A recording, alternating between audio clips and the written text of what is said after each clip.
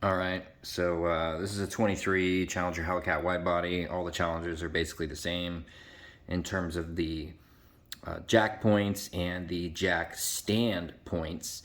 There's a lot of videos on the internet that kind of on YouTube that you can look through about jacking and where to jack and how to put it on stands. Most of those videos are like wrong, okay? So just be aware of that. So first thing you're gonna wanna do is pick up two of these guys for sure, right? These are cheap. I think they're like $14 or $15 on Amazon. Link to buy in the description, okay? They have magnets in them. These are pinch weld jack pads, okay? And then these jack stands, also linked to buy in the description. This is a 4-inch diameter, rubber top on here, super high strength. It's fantastic. This thing is low profile. It'll get you high, but it's also low profile. You can see, right? You got a lot of distance here that you can raise this thing up.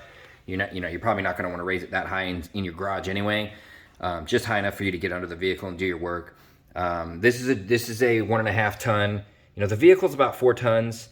Do you need a 2-ton jack or a 3-ton jack? No, you can use a 1.5 ton jack. It's fine. You're not lifting the entire vehicle. You're lifting like one wheel at a time. So you can use this type of jack. This is from Harbor Freight. I think it's $100. You can pick it up at Harbor Freight. I'll also put a link in the description to a couple of really good hydraulic jacks that are available on Amazon from 1.5, 2, and 3 tons if you really want to go that route. Again, one thing to note about these jacks, I'm just going to tell you this real quick because most people don't know this. You need to bleed and change the hydraulic fluid in here about every 6 months, okay? The fluid just degrades naturally, even if you're not using the jack. You got it out in your garage, you live in a humid environment, it's cold in the winter, hot in the summer, whatever.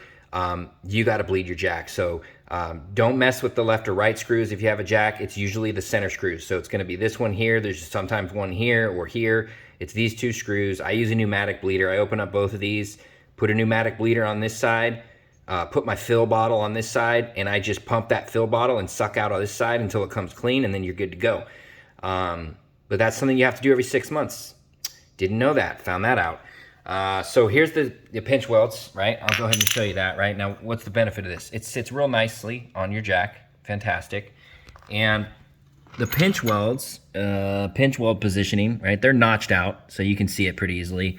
And what you'll do is you'll just take this guy and put it right up into that pinch weld right there, and then it'll just sit there, right? It'll hang because it's got magnets. Now, we're gonna go ahead and slide the jack under here and get it properly, positioned, and then we start jacking up a little bit. Now, one of the things you want to know is the rigidity of this vehicle, the frame, especially if you have cross-member bars, cross-members.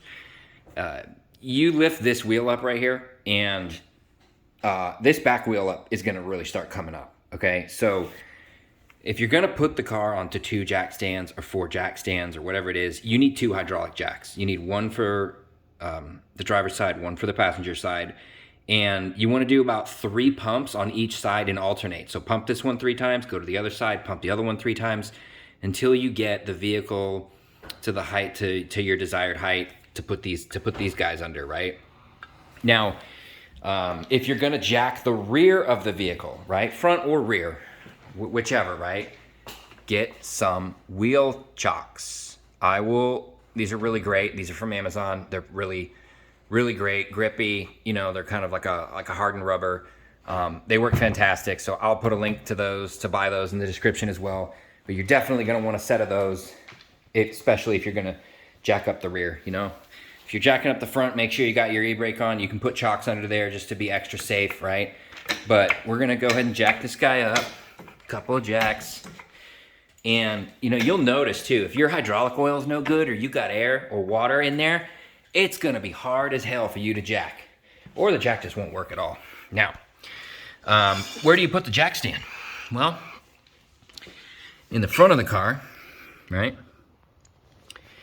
Right here. All right. These are aftermarket. These are called Lift Pad Pros. Lift Pad Pros makes these. And I'll put a link to buy these in the description as well. You can get a custom logo on it if you want. He has all kinds of different logos that you can get. No problem. 15 millimeter bolt. The frame here is already threaded, okay? So where you see that particular thread, that is where, if you don't want to use lift pads, that is where this goes. It goes right there where that threaded hole is, all right? And this is rubber. It'll be fine on your frame. Just make sure there's no, sand and rocks and gravel on here or whatnot.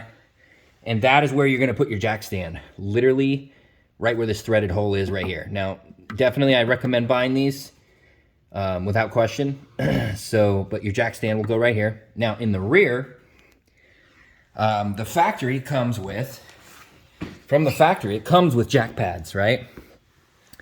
Can't really see anything. Let me get my light. Let's get the light and I'll show you that rear. All right, here's the rear. So you've got your pinch weld right here. Here's your pinch weld cut out.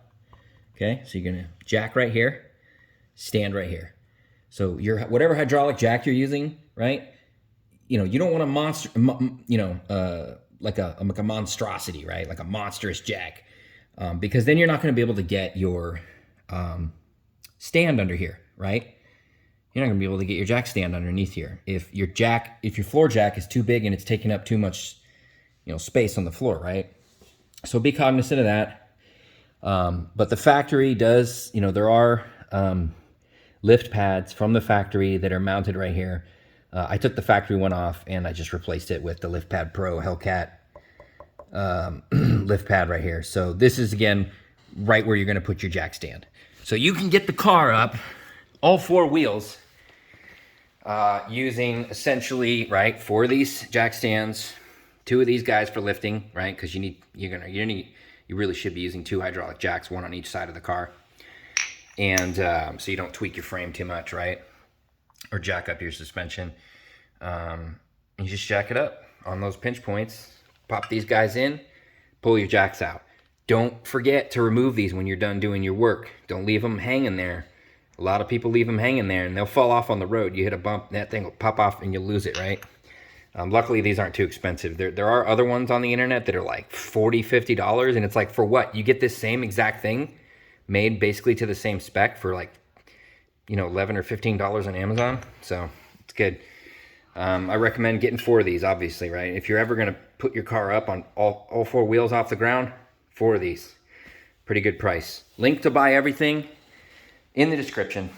Thanks, guys.